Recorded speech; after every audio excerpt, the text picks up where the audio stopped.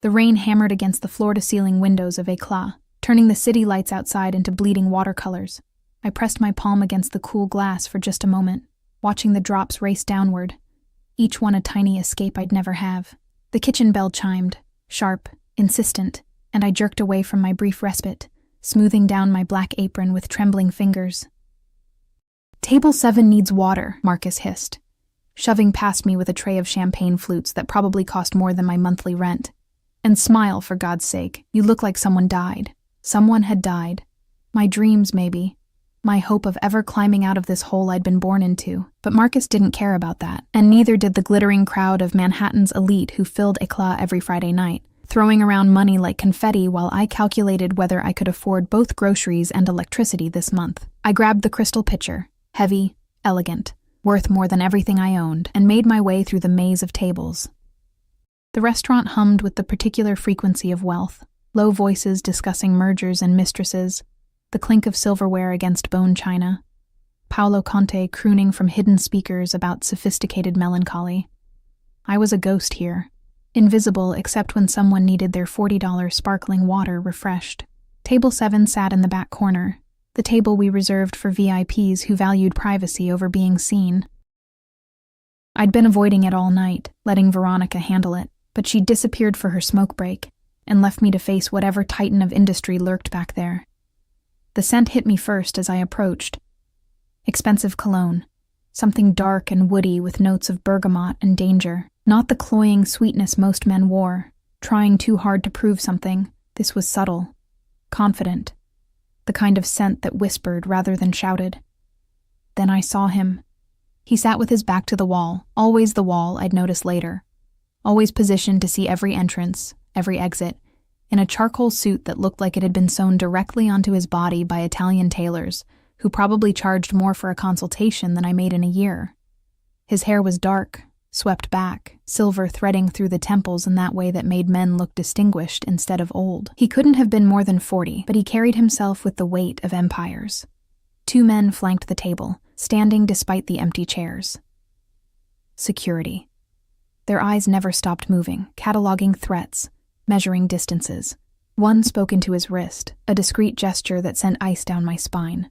I'd seen powerful men before, Eclat catered to them exclusively. But this was different. The air around him seemed compressed, denser, as if gravity itself bent toward him. The other diners gave his table a wide berth without seeming to realize they were doing it, some primal instinct warning them away from apex predators. "Water?" My voice came out smaller than I intended. He didn't look up immediately. He was reading something on his phone, and I watched his jaw tighten, a muscle jumping beneath skin that looked like it had been carved from marble. His hands were broad, masculine, with a single platinum ring on his right hand. No wedding band. And I found myself staring at the way his fingers moved across the screen, controlled and precise. "Leave the picture." His voice was smoke and whiskey, with the barest hint of an accent I couldn't place. Italian, maybe, or something darker, from streets where romance languages learned to curse. I set the pitcher down, my hands shaking just enough that the water rippled. One of the security guards, the one with the scar bisecting his left eyebrow, watched me with dead eyes, and I knew with sudden certainty that he'd killed people, probably recently. I should have left, should have walked away, returned to the safety of the kitchen, stayed invisible like I'd learned to be. But my heel caught on something. The chair leg, my own clumsy feet, fate itself, and I stumbled forward. The pitcher flew from the table. Time slowed, the way it does in nightmares, and I watched $40 worth of imported sparkling water arc through the air in a perfect, devastating parabola, heading straight for his lap, for that suit that probably cost more than my car, if I'd had a car. I lunged. My body moved before my brain caught up, some stupid instinct to fix things, to prevent disaster, to keep the tenuous thread of my employment from snapping. My hands caught the pitcher mid-flight, water sloshing over the rim and drenching my uniform instead of his Brioni suit. And I found myself sprawled across the table, chest heaving, soaked through, staring directly into eyes that were the color of a storm rolling over the Atlantic. Gray, cold, absolutely lethal. "I'm so sorry," I gasped, trying to push myself up. but my hand slipped on the wet tablecloth and I crashed forward again, this time colliding with solid muscle and that dangerous cologne that made my head spin. I didn't mean... I'm sorry, His hand caught my wrist. The touch burned. His fingers wrapped around my arm like a brand. Not painful, but absolutely inescapable, and I froze. A rabbit in the shadow of a wolf. Up close, I could see the details I'd missed from a distance. The small scar above his left eyebrow, the shadow of stubble along his jaw, the way his pupils dilated as he looked at me. Really looked at me. I wasn't used to being seen. My whole life had been about being invisible. The scholarship kid at the fancy school, the waitress in the expensive restaurant, the girl from nowhere trying to survive in a city that ate people like me for breakfast. But he saw me. Saw through the dripping hair and soaked uniform and trembling hands to something underneath. Something I didn't even know was there. "You're wet," he said. And there was something in his voice that made the observation feel obscene. Yes, I'm sorry. I was babbling, trying to pull away, but his grip tightened just a fraction. Not hurting, never hurting, but absolutely preventing escape. "Giovanni." He said it to the scarred guard, not to me, never breaking eye contact. "Get her a towel. And tell Marcus his waitress just saved me from an unfortunate dry cleaning bill." He knew Marcus's name. Why did he know Marcus's name? The guard disappeared, moving with surprising speed for a man his size, and I was left pinned by that gray gaze, by fingers that felt like they were learning the rhythm of my pulse through my skin. "What's your name?" He asked it quietly, conversationally, as if I wasn't dripping water onto his table, as if his other guard wasn't watching us with the intensity of a man calculating bullet trajectories. "Emma." It came out as a whisper. "Emma Cole. Emma." He repeated it, tasted it, and something in my stomach twisted at the way my name sounded in his mouth. "You have quick reflexes, Emma Cole." "I'm clumsy." The truth escaped before I could stop it. "I'm sorry, I didn't mean to. I should go." "You should stay." It wasn't a suggestion. His thumb moved against my wrist. A slow stroke that made my breath catch. "At least until you're dry." Giovanni returned with a towel, plush, white, probably Egyptian cotton, and draped it over my shoulders. His boss released my wrist, and I stumbled backward, suddenly cold where his hand had been, wrapping the towel around myself like armor. "Thank you," I managed, backing toward the kitchen. I'll send someone else to take your order." "No." That single syllable stopped me mid-retreat. "You'll take my order, Emma. I'd like the lamb, medium rare, and a bottle of the Brunello, the 97, not the 01. I nodded, mute, and fled. The kitchen was chaos, steam and shouting and the clatter of pans, but I barely registered it. My wrist burned where he'd touched me. My uniform clung to my skin, cold and uncomfortable. But underneath the discomfort was something else. Something that felt dangerously like electricity. "What the hell happened to you?" Veronica grabbed my arm, pulling me toward the staff bathroom. "Marcus is losing his shit out there. You dumped water all over Dante fucking Russo?" The name hit me like a physical blow. Dante Russo. Everyone in New York knew that name, even people like me who tried to stay as far from the underworld as possible. Shipping magnate, the newspapers called him. Philanthropist. Art collector. But there were other words whispered in the kitchens and back alleys, words like enforcer, made man, and the one that made my blood run cold, capo. Mob boss. I'd just thrown myself at a mob boss. "I didn't know," I breathed, leaning against the sink, staring at my reflection in the spotted mirror. My face was flushed, my hair plastered to my skull, my eyes too wide and frightened. "Veronica, doesn't matter what you knew." She thrust a dry uniform at me. "Just matters what you do next. Change, fix your face, and for God's sake, don't spill anything else on him. Men like Dante Russo don't forget, Emma. They collect debts." I changed with shaking hands, listening to Veronica's warnings echo in my ears. Don't look him in the eye. Don't speak unless spoken to. Don't, under any circumstances, draw attention to yourself again. But it was too late for that. When I returned to table 7 with his lamb, perfectly plated, the smell of rosemary and garlic making my empty stomach clench, he was alone. The guards had moved to nearby tables, giving an illusion of privacy while maintaining their lethal vigilance. He looked up as I approached, and that same intensity hit me like a physical force. "Sit," he said, gesturing to the chair across from him. "I can't. I'm working." "Sit, Emma." Softer this time, but no less commanding. "Please." The please undid me. I sat, perching on the edge of the chair like a bird ready to fly. The empty tray clutched against my chest like a shield. He cut into his lamb, the knife moving through the meat with surgical precision, and took a bite. Chewed. Swallowed, all while watching me with those storm-gray eyes that seemed to see through skin and bone to the terrified thing underneath. "You're afraid of me," he observed. "No," I lied. His lips curved, not quite a smile, but close. "You're a terrible liar, Emma Cole. It's refreshing. I should go. How long have you worked here?" The question threw me. 8 months. And before that? Why does it matter? Humor me?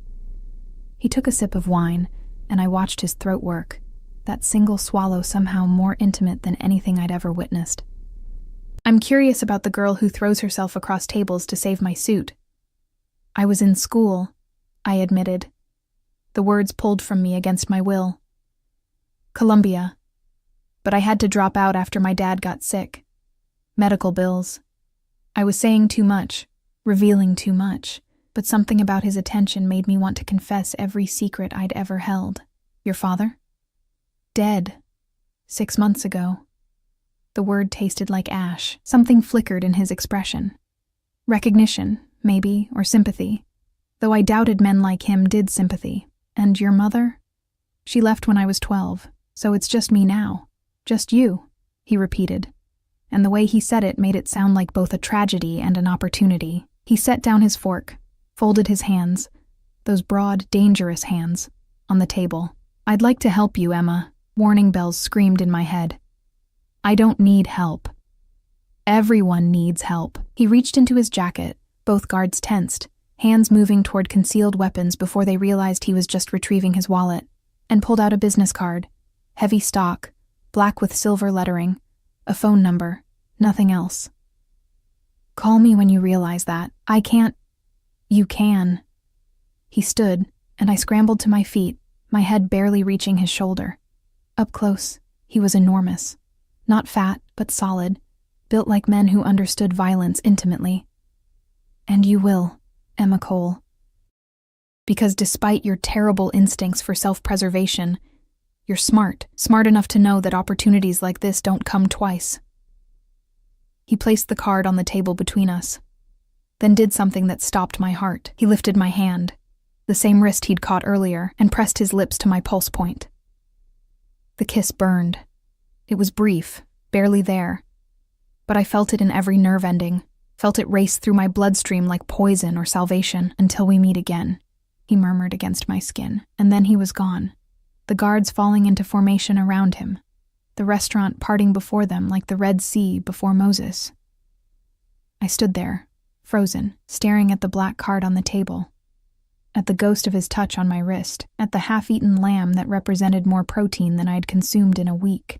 Marcus appeared at my elbow, his face purple with rage. "What the hell did you say to him? He left a $5,000 tip, Emma. 5,000 for a goddamn lamb chop. What did you—" But I wasn't listening.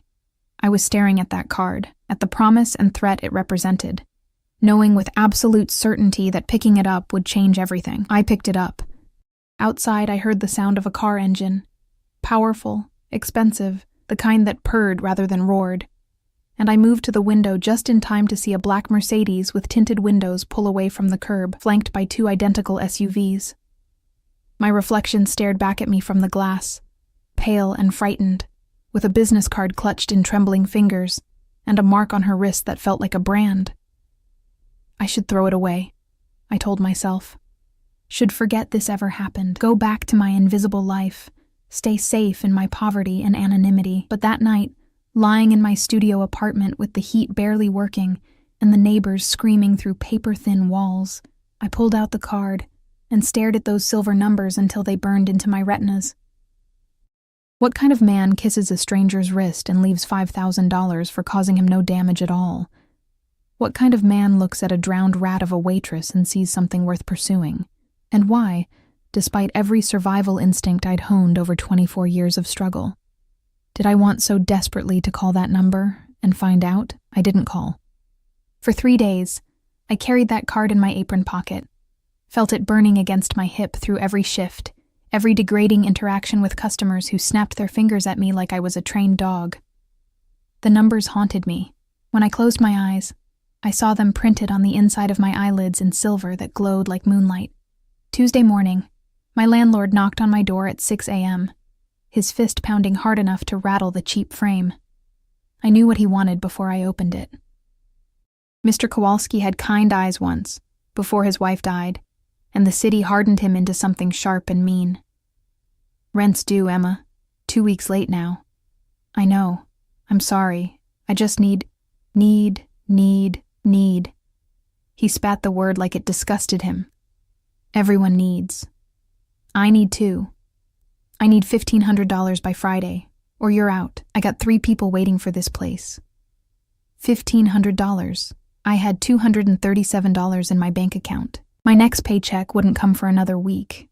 And even then, after taxes and the money I sent to pay down Dad's medical debt, I'd barely scraped together $800.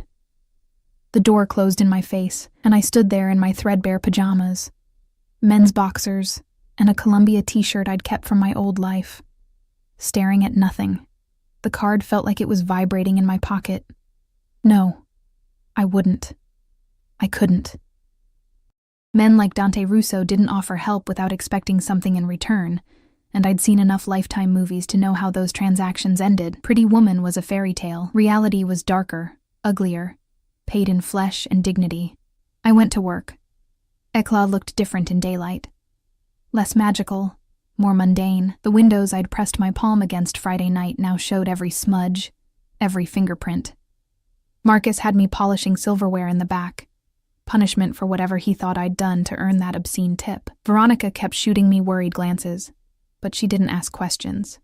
In our world, you didn't ask questions about money that appeared like magic. Emma. Marcus's voice cut through the mindless rhythm of polish, cloth, shine, repeat. Phone. Says it's urgent. My heart stopped. Nobody called me at work. Nobody called me anywhere. I had exactly 3 contacts in my phone. Marcus, Veronica, and the hospital billing department. The phone was ancient, corded, hanging on the kitchen wall between health code violations. I picked it up with hands that had started shaking again. Hello? Miss Cole. The voice was professional, female, with a crisp British accent that suggested expensive education and even more expensive employers. Mr. Russo would like to extend an invitation for lunch today. 1 o'clock at Maria. A car will collect you at 12:45. I'm working. It's been arranged with your employer. The car will be outside Eclat at 12:45. Please don't be late, Miss Cole. Mr. Russo values punctuality. The line went dead. I stood there, receiver humming with dial tone, while Marcus stared at me with an expression caught between terror and calculation. What did you do? He whispered. Emma, what the hell did you do? I don't know. I breathed, and it was the truth. At 12:45, I stood outside Eclat in my only decent outfit, black slacks I'd bought for Dad's funeral, and a cream blouse with a small stain near the hem that I'd tried to hide with strategic tucking. The November wind cut through the thin fabric, and I wrapped my arms around myself, wondering if I should run. I could run. Could disappear into the subway, lose myself in the crowds, go back to my invisible life. The Mercedes appeared like it had materialized from smoke, black, sleek, windows so dark they looked like portals to another dimension. It pulled up to the curb with barely a whisper, and the back door opened from inside. Giovanni sat in the driver's seat, his scarred face impassive. The passenger compartment was empty, just cream leather and the lingering scent of that cologne that had haunted my dreams. Miss Cole. Giovanni's voice was surprisingly gentle. Mr. Russo is waiting. I got in. God help me, I got in. The interior was warm, temperature controlled, with soft music playing from hidden speakers, something classical I didn't recognize. There was a bottle of water in the cup holder, San Pellegrino.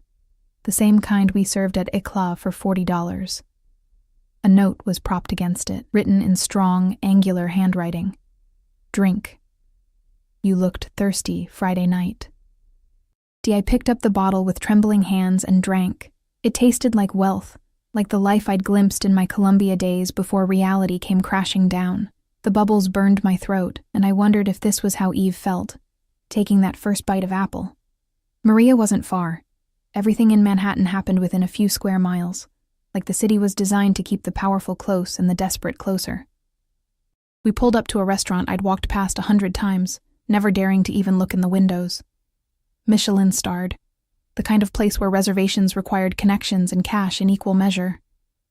Giovanni opened my door, offered his hand to help me out. His palm was calloused, scarred. A working man's hand despite the expensive suit. 3rd floor, private dining room. He's expecting you. The hostess took one look at me and knew who I was here for. She led me through the main dining room, all white tablecloths and hushed conversations, to an elevator I hadn't known existed. The 3rd floor, she'd said. I didn't know restaurants had 3rd floors. The elevator opened directly into a room that made my breath catch. Floor-to-ceiling windows overlooked Central Park, the trees aflame with late autumn color. The space was intimate. One table, already set with china so delicate it looked like it would shatter if you breathed wrong. And there, standing by the window with a phone pressed to his ear, was Dante Russo. He looked different in daylight, harder somehow. The silver in his hair caught the sun, and I could see the lines around his eyes that spoke of late nights and hard decisions. He wore a navy suit today, no tie, the top button of his shirt undone to reveal a triangle of tanned skin and dark hair. He turned as the elevator closed behind me, ending his call with a single word in Italian that sounded like a command. Those storm-gray eyes found mine, and I watched something like satisfaction flicker across his face. Emma. He said my name like it was something precious. You came. Did I have a choice? The words escaped before I could stop them, sharp with the fear I'd been swallowing since Friday. His smile was slow, dangerous. There's always a choice. You could have run. Could have called the police, reported me for harassment, could have changed your number, moved apartments, disappeared into the city's cracks. He moved toward me, each step deliberate, predatory. But you didn't. You got in the car. You came upstairs. You chose this, Emma Cole. I don't even know what this is. Then let me explain. He pulled out a chair, the one facing the view, of course, while he took the seat with his back to the wall, the position that let him see the door, the windows, every possible threat. Sit, eat, and listen. I sat because my legs wouldn't hold me anymore. A waiter appeared. Where had he come from? With plates of food I couldn't name. Crudo something, with citrus and olive oil that smelled like the Mediterranean coast I'd never seen. Dante watched me, waiting, until I picked up my fork with shaking hands and took a bite. It exploded on my tongue. Salt, acid, fat. All in perfect balance. I'd forgotten food could taste like this, like something other than fuel to keep my body moving through the motions of survival. Your landlord, Dante said, cutting into his own fish with precise movements, is threatening eviction, $1,500 by Friday. The fork clattered from my hand. How do you... I know everything about you, Emma. He said it casually, like he was commenting on the weather. Your father was Thomas Cole, insurance adjuster, died of pancreatic cancer after a 6-month battle that bankrupted what little you had. Your mother is Rebecca Cole, née Martinez, currently living in Phoenix with her second husband and his 3 children. She sends you $50 every Christmas and doesn't call on your birthday. You dropped out of Columbia in your junior year, English literature major, 3.8 GPA. You owe $47,000 in student loans and another $32,000 in medical debt.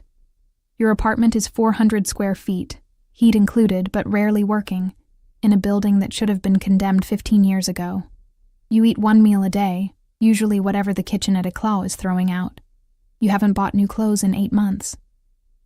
You walk 45 minutes to work because you can't afford the subway. He paused, took a sip of wine. Did I miss anything? Horror washed over me in waves. You investigated me. Of course I did. I investigate everyone who interests me. And you, Emma Cole, interest me very much. Why?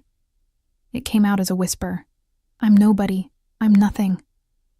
Something dangerous flashed in his eyes. Don't ever say that again. The words cracked like a whip, and I flinched. He took a breath, visibly controlling himself. You threw yourself across a table to save a stranger's suit. Do you understand how rare that is? How extraordinary. In my world, people would push their own mothers in front of bullets for half of what I spend on dinner.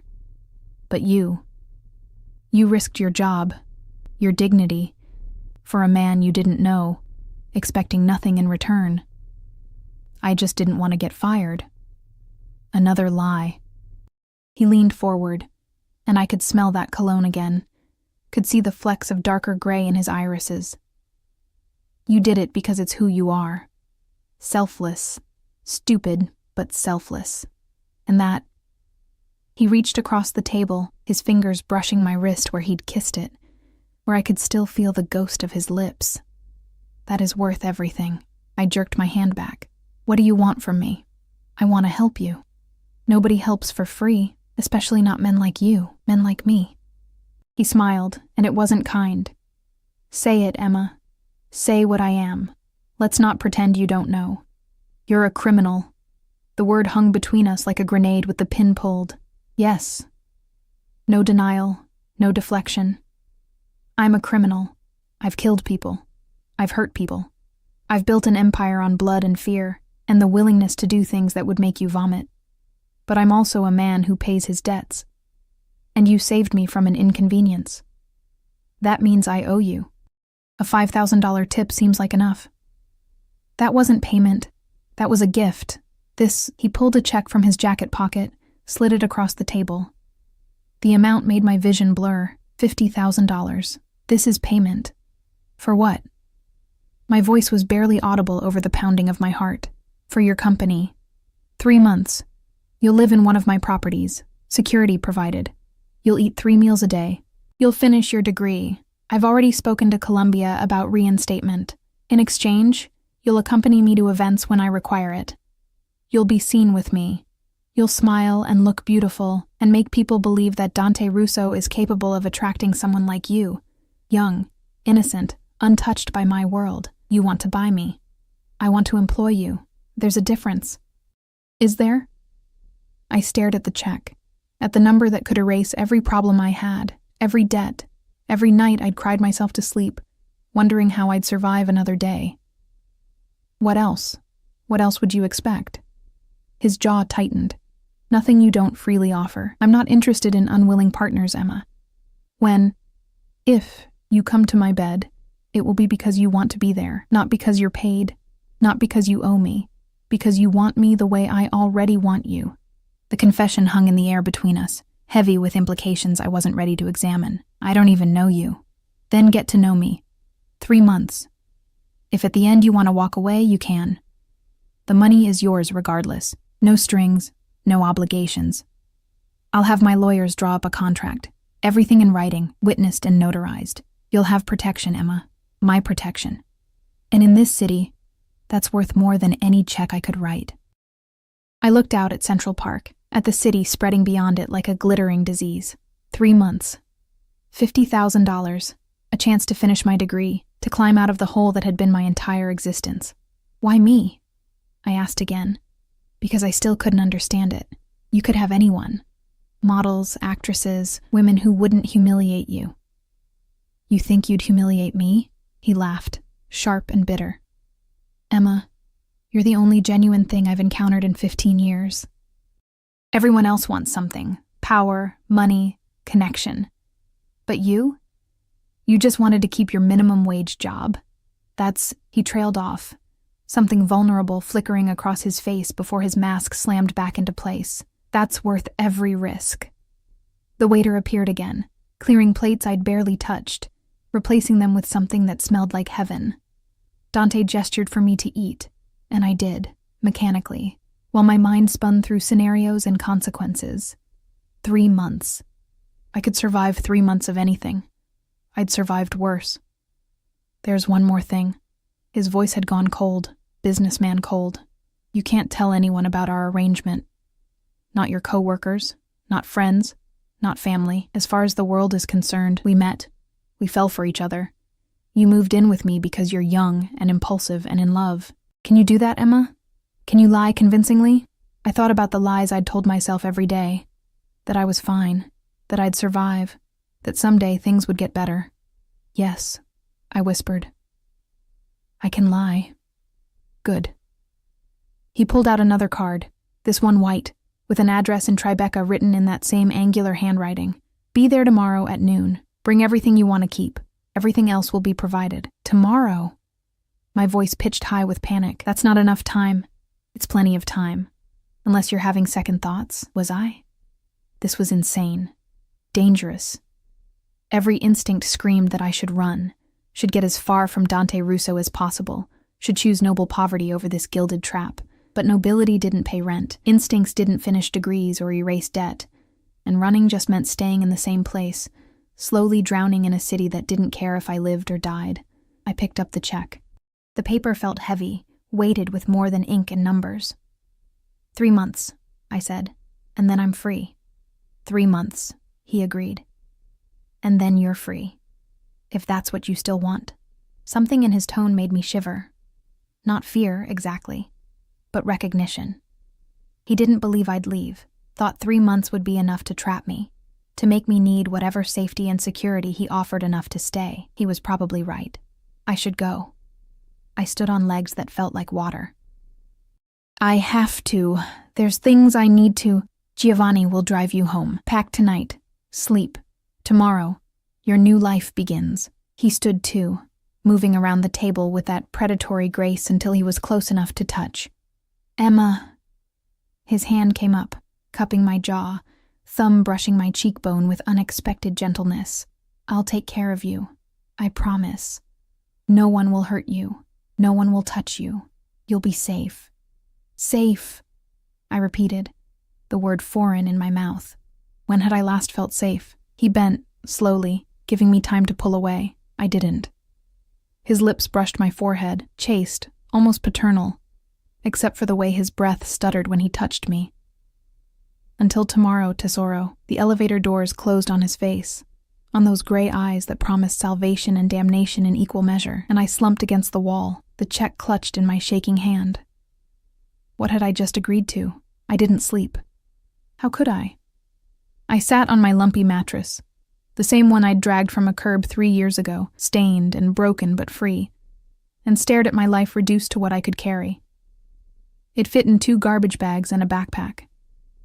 24 years of existence, and I could move it all in a single subway trip. Except I wouldn't be taking the subway anymore. At 11:45 the next morning, I stood on the curb outside my building, former building, with Mr.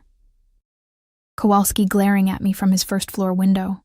I'd paid him the rent I owed, in cash, bills I'd gotten from the bank after depositing that impossible check. The teller had looked at me like I'd robbed someone, had called her manager, had verified the funds 3 times before finally, reluctantly, giving me access to money I still couldn't quite believe was mine. The Mercedes appeared exactly at noon. Giovanni emerged, took my pathetic bags without comment or judgment, loaded them into the trunk with the same care he'd probably used transporting bodies. I wondered if he had transported bodies, if those scarred hands had done things that would haunt my nightmares. Miss Cole. He opened the back door, and I climbed in, leaving behind the only home I'd known since Dad died. The drive to Tribeca took 20 minutes through Manhattan traffic that parted before us like we were royalty. Or like people recognized the car, knew what it meant, knew to get out of the way. We pulled up to a building I'd walked past before, one of those converted warehouses with floor-to-ceiling windows and doormen in uniforms that cost more than my monthly salary. Had cost. Past tense. Because I didn't have a salary anymore. I had an arrangement.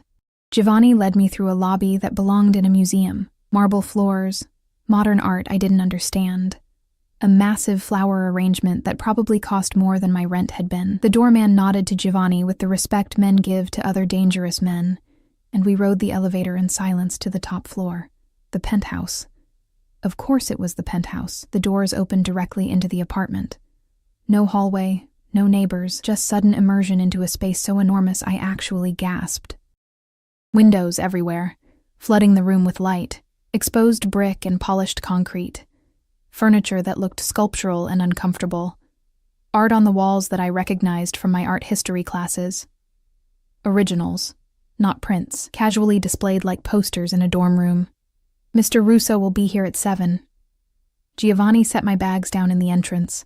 They looked obscene against the pristine floors, garbage bags full of garbage in a palace. The bedroom is through there. Kitchen is fully stocked. If you need anything, there's a phone by the door. Press 1 for the concierge, 2 for security, 3 for Mr. Russo's office. And what number for escape? The words slipped out, sharp with hysteria I'd been swallowing since yesterday. Giovanni's scarred face softened almost imperceptibly. There is no escape, Miss Cole. Not anymore. But if there's any consolation, this is the most beautiful prison in New York. He left, and I was alone. I walked through the apartment like a ghost haunting someone else's life. The bedroom was larger than my entire studio had been, dominated by a bed so big I could have fit 5 of me across it. The sheets looked like they'd never been slept in. Hotel crisp, blindingly white. A bathroom connected, all marble and chrome, with a shower that had 6 different heads, and a tub deep enough to drown in. The closet was empty, except for a note. Bergdorf's, tomorrow, 10 a.m. I unpacked my garbage bags into that empty closet, hung my 3 shirts and 2 pairs of jeans on hangers that probably cost more than the clothes themselves, and tried not to cry at how pathetic it all looked. The afternoon crawled by. I made coffee in a machine I didn't know how to operate, burned myself on steam, finally gave up and drank water from the tap. Filtered, naturally, probably imported from some Norwegian glacier. I tried to read, but the words blurred. Tried to watch TV, but the screen was so large and complicated I couldn't figure out how to turn it on. Finally, I just sat by the windows and watched the city move below me, all those people living their normal lives while I floated above them in a glass tower, waiting for a man who owned me. He didn't own me. We had a contract. An arrangement. 3 months. I repeated it like a prayer. At exactly 7 o'clock, I heard the elevator. My heart kicked into overdrive, and I stood, smoothing down my nicest shirt, the cream one, stain carefully hidden, wishing I'd worn something better, wishing I was someone better, someone who belonged in places like this. Dante stepped into the apartment, and the space that had felt enormous suddenly contracted around him. He wore the same navy suit from yesterday, but he'd loosened his tie, undone another button, and I could see the exhaustion around his eyes. He looked like a man who'd been making life or death decisions all day and was tired of it. His eyes found mine, and something in his face eased. Emma. Just my name, but the way he said it made me feel like I was something good at the end of a bad day. You came. I said I would. People say many things.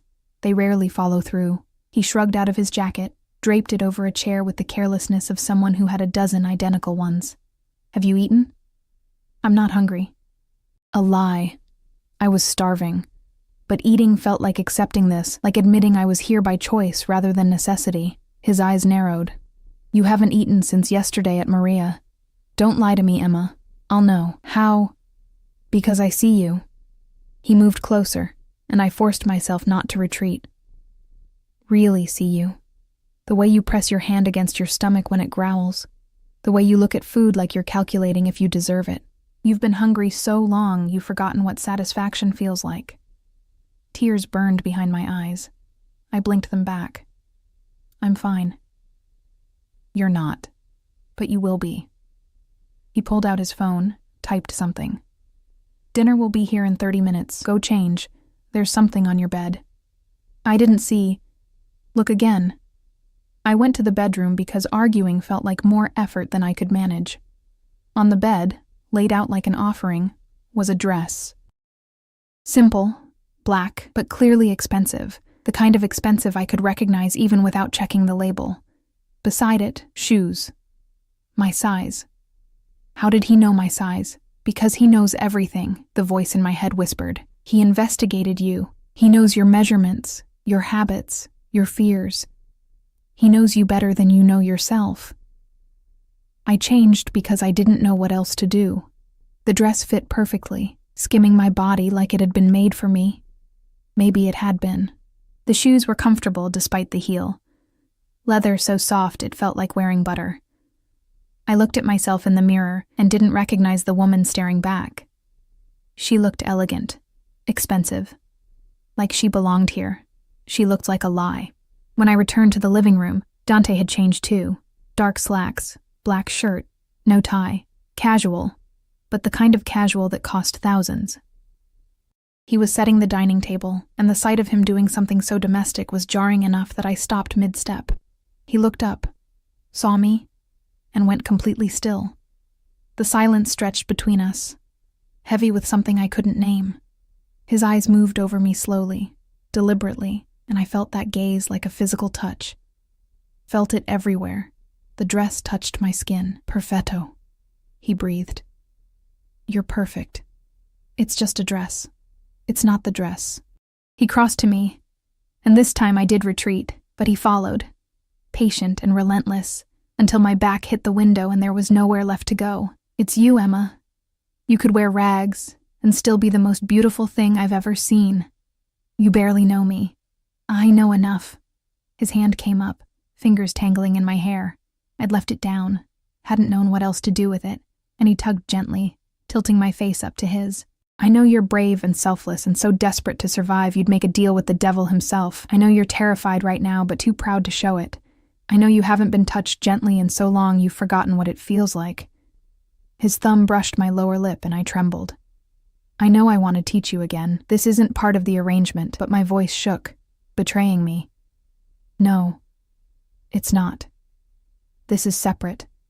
This is choice, Emma. Yours and mine. I told you. I don't want unwilling partners. If I kiss you right now, if I push this further, it's because you want it too. So tell me. He leaned in, close enough that I could feel his breath against my lips. Do you want it? Yes. God, yes. I wanted to forget everything. The fear, the debt, the desperation that had brought me here. Wanted to lose myself in the promise of his touch, in the safety his presence seemed to guarantee, even as every logical part of my brain screamed warnings. I don't know. That's not a no. His lips brushed the corner of my mouth, featherlight, testing. Tell me no, Emma. Say it, and I'll step back.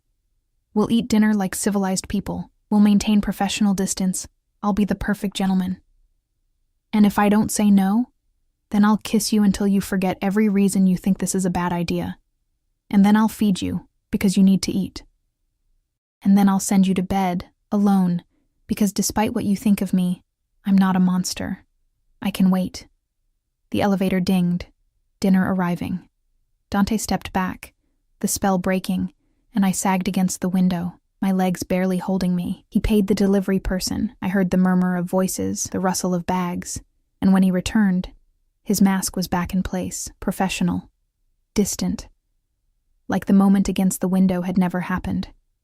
We ate at the dining table, Chinese food from a place I'd never heard of, served in real dishes because apparently even takeout got the royal treatment here. He asked me questions, safe questions about my degree, my favorite books, my plans for the future. I answered carefully, aware that every word was being cataloged, analyzed, used to build a profile he'd exploit later. But slowly, against my will, I relaxed. He was funny when he wanted to be, self-deprecating about his lack of formal education, clearly well-read, despite never having gone to college. He talked about art like it mattered, about books like they were friends, and I found myself forgetting, briefly, who and what he was. Until his phone rang. The change was instantaneous. His face went hard, carved from stone, and he answered in Italian, his voice dropping to a register that raised every hair on my body. I didn't understand the words, but I understood the tone. Threat. Authority. Absolute control. This was the man behind the mask. The criminal. The killer.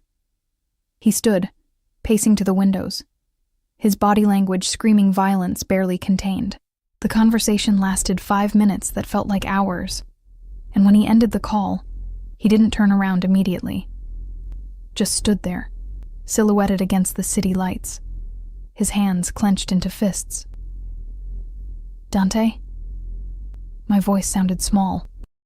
Go to bed, Emma. He didn't look at me. Please, just go to bed. What happened?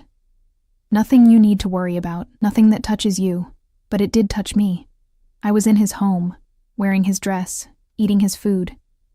Everything that touched him touched me now, whether I wanted it to or not. I went to bed because I didn't know what else to do.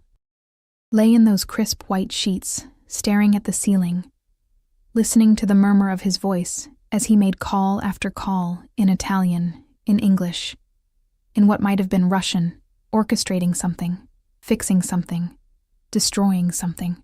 I must have slept eventually because I woke to sunlight streaming through windows I'd forgotten to cover and the smell of coffee.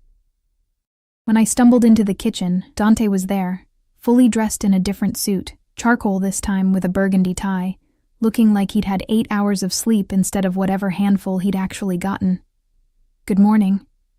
He handed me coffee, prepared the way I liked it. Cream, no sugar. How did he know? There's breakfast. Eat, then Giovanni will take you to Bergdorf's. Get whatever you need. Everything goes on my account. I can't. You can. You will. I have meetings all day, but I'll be home by 8.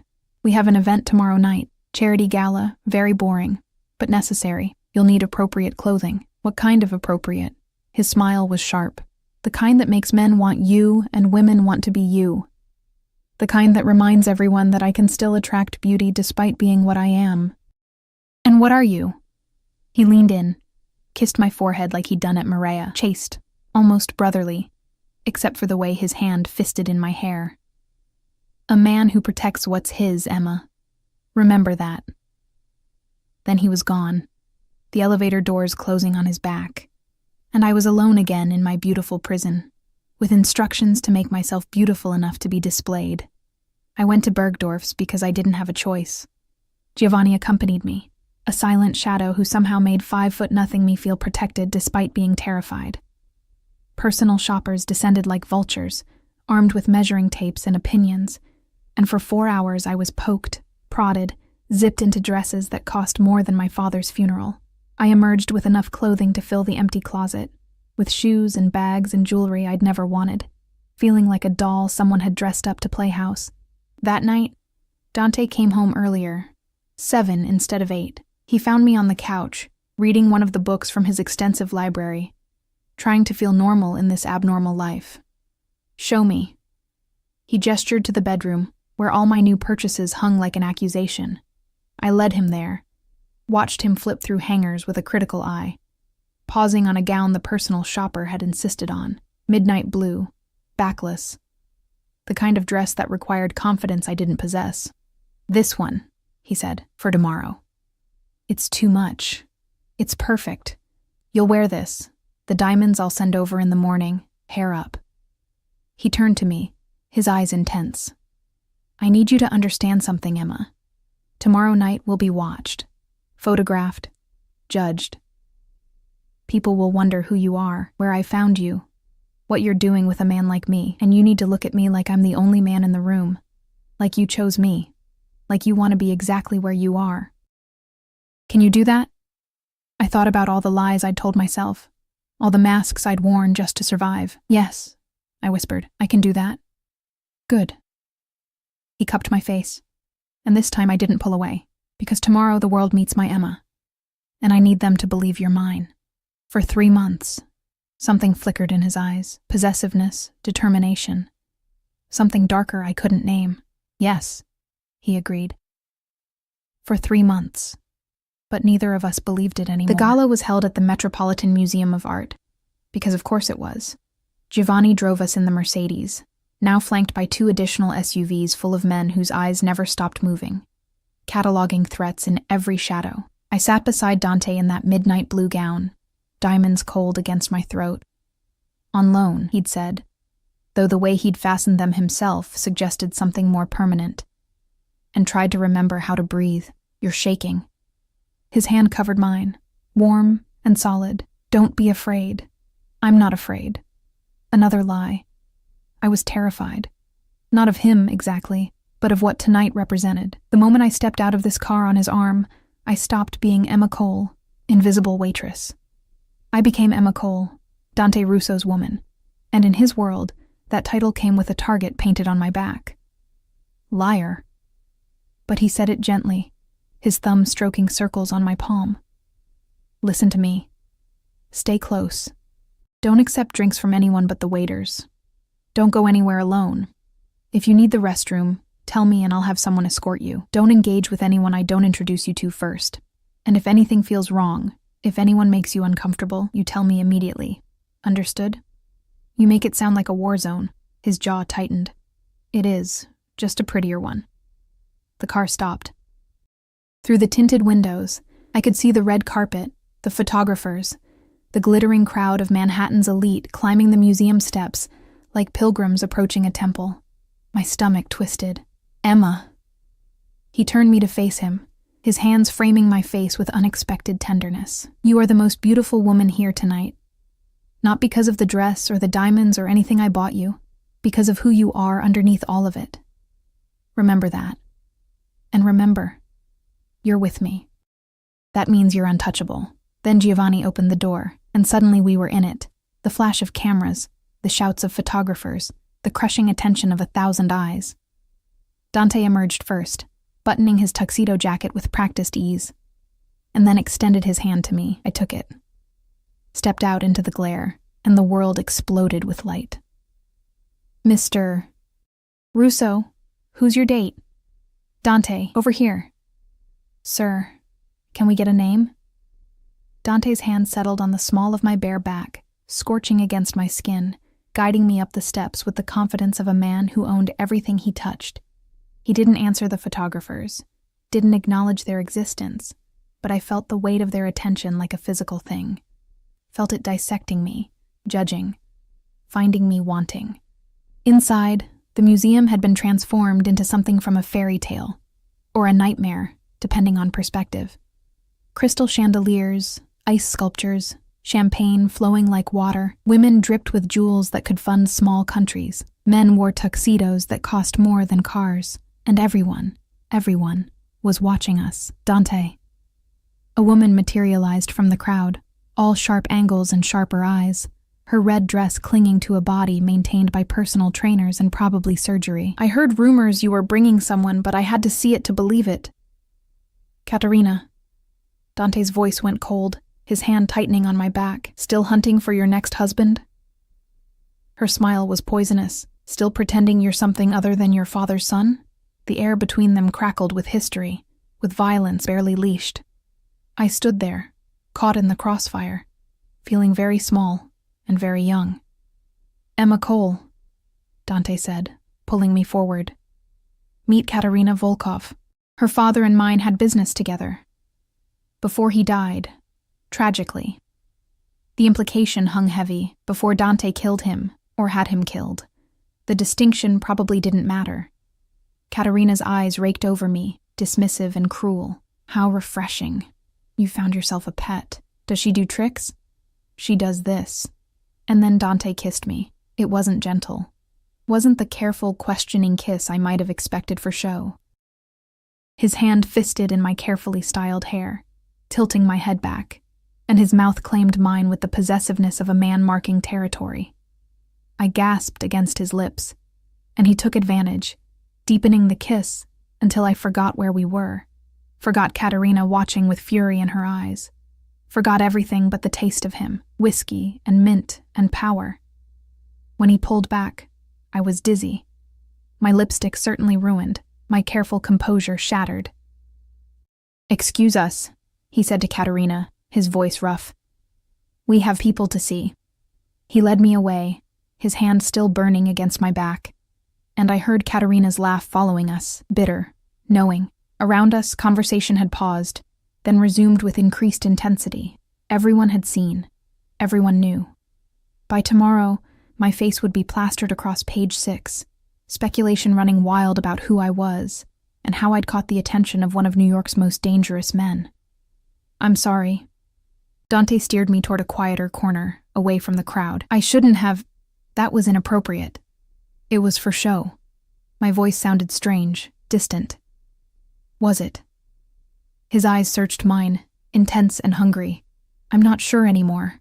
Before I could respond, another man approached, older, distinguished, with the kind of silver hair that suggested wisdom rather than age. Dante, didn't expect to see you here. Thought you avoided Castellano events. Dante's entire body went rigid. Commissioner, I didn't realize the NYPD had started accepting invitations from men like Vincent Castellano. The commissioner, because of course he was police, of course Dante knew him, smiled thinly. Vincent's donated enough to the children's hospital to buy absolution for any number of sins. Unlike some people who think they can simply intimidate their way into heaven. I'm not interested in heaven. Dante's voice dropped to that dangerous register I'd heard on the phone. And you'd do well to remember that next time you're accepting donations from men whose hands are as dirty as mine. Is that a threat? It's a fact. Now, if you'll excuse us, I have better things to do than discuss theology with corrupt cops. He pulled me away before the commissioner could respond, his grip tight enough to bruise. Around us, I felt the shift in atmosphere, people moving away, creating distance, recognizing danger when they saw it. Dante. I had to almost run to keep up with his long strides. You need to calm down. Don't tell me what I need. But he stopped, took a breath, forced his shoulders to relax. I'm sorry. These events, they're necessary evils. Everyone pretending we're civilized, when we all know what we really are. And what are you? I asked. Even though I was afraid of the answer, he looked at me. Really looked at me, and I saw something raw in his expression. I'm a man who's done terrible things for what he thought were good reasons. I'm my father's son, even though I killed him for what he did to my mother. I'm the monster parents warn their children about. And I'm also... He stopped, his hand coming up to cup my face. I'm also a man who's starting to think you might be the best thing that's ever happened to me. My heart stuttered. That's the champagne talking. I haven't had any champagne. I never drink at these events. Need to stay sharp in case someone decides tonight's the night to make a move. He said it casually, like assassination attempts were just another Tuesday. You really think someone would try to kill you here, surrounded by all these people? His smile was grim. These people would sell tickets to watch. Half of them want me dead. The other half are waiting to see who'll kill me so they can make their allegiances accordingly. Then why come? Because absence is noticed. Weakness is exploited, and I needed to show you off. Needed everyone to see that Dante Russo can still attract beauty, still has something worth living for beyond power and money. His thumb brushed my cheekbone. Needed them to see what I'd burn the world for, if they dared to touch it. A waiter passed, and Dante snagged 2 glasses of champagne, handing me one. Drink. It'll help. I drank, the bubbles sharp against my tongue, and watched him watch the room. His eyes never stopped moving, categorizing, assessing. Who stood too close? Who watched too intently? Who had their hand in their jacket pocket for too long? Living like this, I realized, would make anyone paranoid, or maybe the paranoia kept you alive. There's someone I want you to meet. He guided me through the crowd toward a man who stood apart, surrounded by a small circle of obvious security, younger than Dante, maybe 35, with dark hair and darker eyes, and a scar running from his temple to his jaw. Marco. Dante nodded, a gesture of respect I hadn't seen him give anyone else. Didn't think you'd make it. Had to see if the rumors were true. Dante Russo, domesticated. Marco's eyes found mine, assessing but not unkind. She's prettier than the photo. What photo? I asked. Then realized, of course there were photos. Dante had investigated me, probably had surveillance on me even now. The one from your Columbia ID.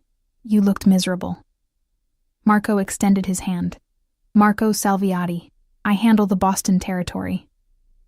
I shook his hand, noting the calluses, the way his fingers lingered just long enough to read my pulse, testing me. Emma Cole.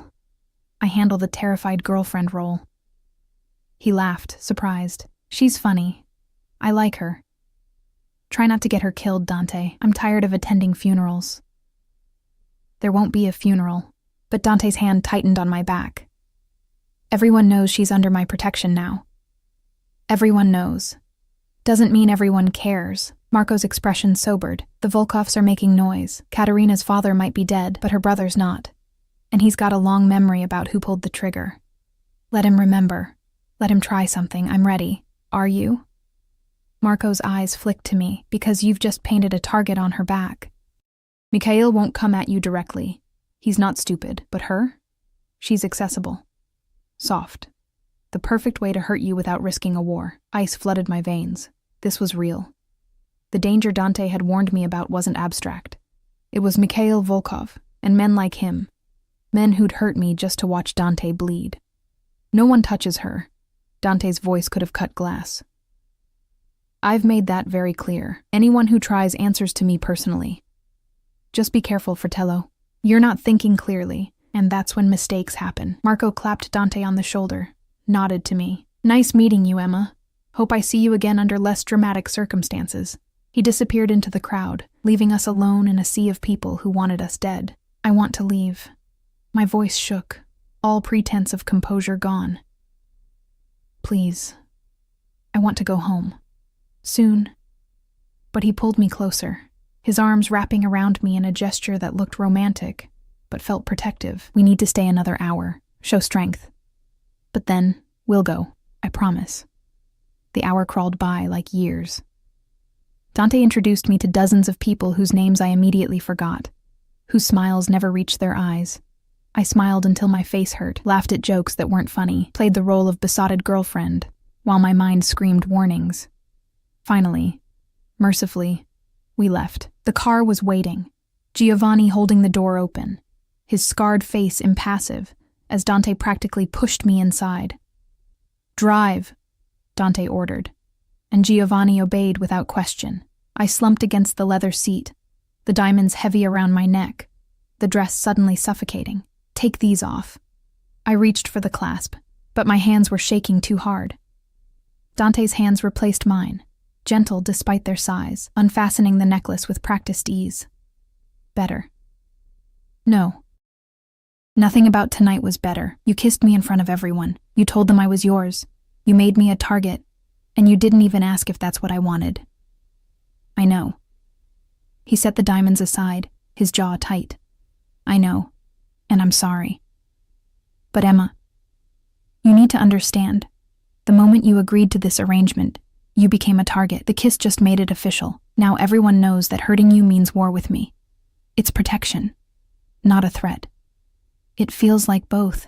It is both. He pulled me against him, and I went, too exhausted to resist. This is what my life is. Constant calculation, constant threat. And I've brought you into it, made you part of it. If you want out, if this is too much, I'll release you from the contract. Set you up somewhere safe, somewhere far from New York, where my enemies can't reach you. I should say yes. Should run as far and fast as possible from this beautiful, terrible man and his world of violence. But where would I go? Back to poverty? Back to invisibility? Back to slowly drowning in a city that didn't care if I lived or died? At least here someone cared, even if his caring came wrapped in danger and diamonds. No, I whispered against his chest. I'm staying. For the 3 months. I gave you my word. His arms tightened around me, and I felt him exhale, tension releasing. Okay, then we do this right. Tomorrow you start self-defense training. Marco's wife, Isabella, will teach you. You'll learn to shoot, to fight, to protect yourself when I can't be there. You'll have security everywhere you go, Giovanni during the day, others at night. You'll check in every 2 hours when we're apart. And you'll never, ever go anywhere alone. That sounds like prison. That sounds like staying alive. He tilted my face up, his eyes fierce. I won't lose you, Emma. I can't. Do you understand? I've only known you 3 days, and already the thought of something happening to you makes me want to burn the world down. So yes, it's prison. But it's a prison where you wake up every morning. That's the trade. I looked at him.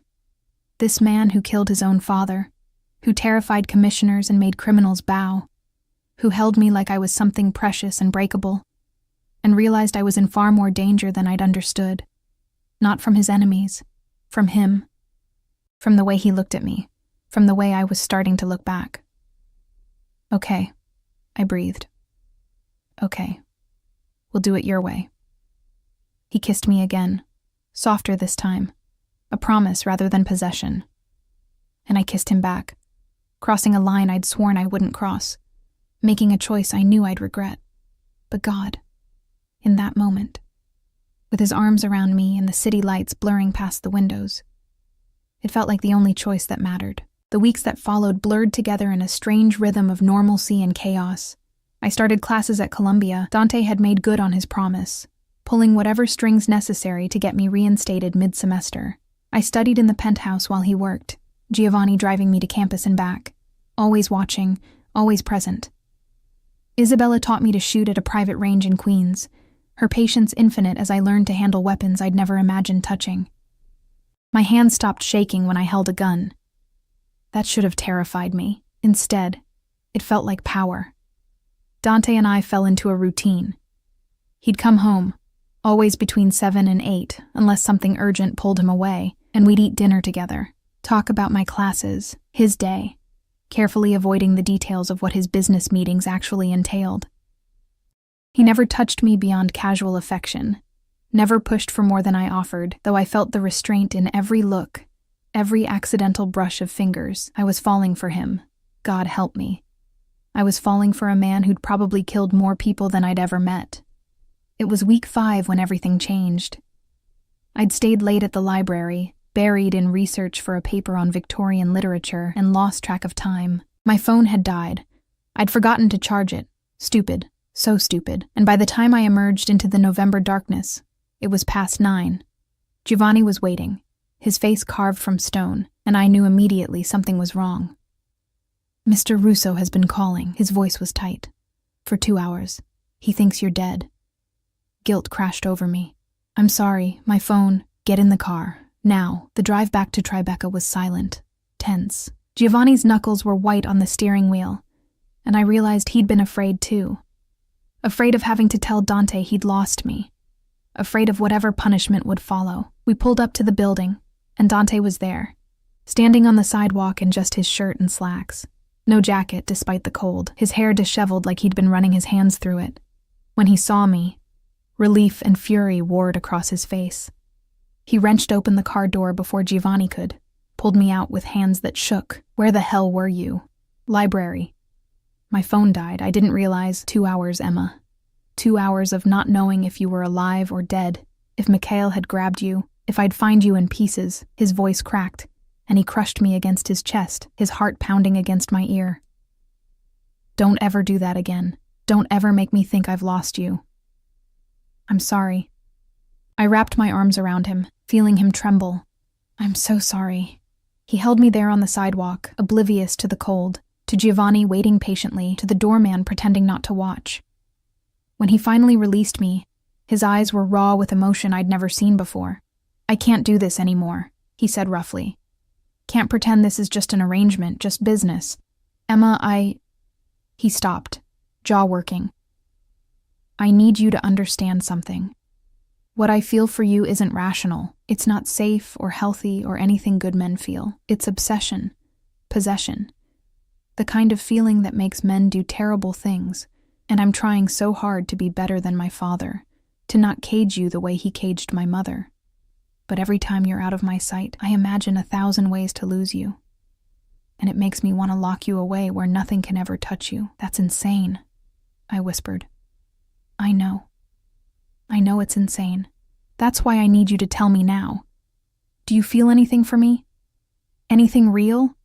Or is this still just a transaction? 3 months until you're free. I should lie. Should protect myself, keep the distance necessary to survive this. But looking at him, this powerful, dangerous man reduced to vulnerability by the thought of losing me, I couldn't. It stopped being a transaction weeks ago, I admitted. Maybe it never was. Maybe from the moment you caught my wrist in that restaurant, I was already lost. He kissed me then, desperate and claiming, and I kissed him back with everything I'd been holding in. His hands were everywhere, my hair, my face, my waist, pulling me closer like he could absorb me into his skin. When we finally broke apart, both breathless, he rested his forehead against mine. Come upstairs. he murmured. "Let me show you what you mean to me. Let me worship you the way you deserve." I should have been nervous, should have hesitated, but I'd been waiting for this, wanting this, since that first electric touch. "Yes," I breathed. "Yes." The elevator ride felt endless. He kept touching me, gentle, reverent touches that promised more. When we reached the penthouse, he led me to the bedroom, and this time when I saw that massive bed, I didn't feel lost. I felt claimed. He undressed me slowly, each revealed inch of skin receiving attention, kisses, touches, whispered words in Italian I didn't understand, but felt in my bones. When I was bare before him, he looked at me like I was art, like I was everything beautiful he'd never dared hope for. "Perfect," he murmured, laying me back against those white sheets. "You're perfect, Tesoro." I reached for him, pulling him down, and he came willingly, covering my body with his. The weight of him felt right, safe, despite the danger he represented. He made love to me like he fought, completely, intensely, holding nothing back. And I shattered in his arms, crying out his name like a prayer. After, he held me close, my head on his chest, his fingers tracing patterns on my bare shoulder. "I love you," he said into the darkness. "I know it's too soon, too much, but I do. I love you, Emma Cole." "I love you too," I whispered back, and felt him exhale like I'd given him absolution. We fell asleep tangled together, and for the first time since my father died, I felt safe. The gunshot woke me. One moment I was dreaming, warm and content in Dante's arms. The next, he was throwing me to the floor, his body covering mine, shouting orders I couldn't process through the ringing in my ears. More gunshots. Glass shattering. Dante's weight disappeared, and I heard him returning fire. The sound deafening in the enclosed space. I crawled toward the bathroom, my training kicking in. Find cover, stay low, survive. But something grabbed my ankle. A man. Not Dante. Not Giovanni. A stranger with dead eyes and a gun, dragging me backward. I screamed, kicked, remembered Isabella's lessons and twisted, bringing my heel up into his face, bone crunched. He howled, his grip loosening, and I scrambled away. Dante appeared, his face a mask of rage, and shot the man twice, chest and head, efficient and brutal. The body dropped. "Emma." He pulled me up, checking me for injuries with shaking hands. "Are you hurt? Did he—" "I'm fine. What's happening?" "Mikhail. He's making his move." More gunshots from the living room. "We need to go. Now." He grabbed clothes, his shirt, my jeans from the floor, dressed me with swift efficiency while keeping himself between me and the door. Then Giovanni was there, blood on his face but alive, laying down covering fire while Dante pulled me toward the service elevator. We made it out of the building through the basement, emerging into an alley where another car waited. Dante shoved me inside, Giovanni taking the wheel, and we tore through Manhattan streets at speeds that should have been impossible. "Where are we going?" My voice sounded strange, distant. "Somewhere safe. One of my properties outside the city." Dante's arm was around me, holding me tight. "I'm sorry, Emma. I'm so sorry. I should have seen this coming, should have protected you better. You did protect me. You covered me with your body. I almost got you killed." His voice was raw with self-recrimination. "This is what loving me means. This is the price." I thought about that price, the terror, the violence, the constant threat. Thought about my old life, safe and small and slowly dying. Thought about this man who'd kill for me, die for me, who looked at me like I was worth burning the world for. "I'll pay it," I said firmly. "Whatever the cost. I'm not leaving you, Dante. Not now. Not ever." He kissed me desperately, tasting like fear and love and promises we might not live to keep. We drove for 2 hours, finally pulling up to a house in the Catskills. Remote, heavily secured, surrounded by men with guns. Inside, Dante made calls, his voice cold and controlled, as he orchestrated whatever vengeance he planned for Mikhail. I sat by the window, watching the sun rise over mountains, and realized I'd never felt more alive. The fear had burned away something in me. The last vestiges of the girl who'd thrown herself across a table to save a stranger's suit. That girl was gone.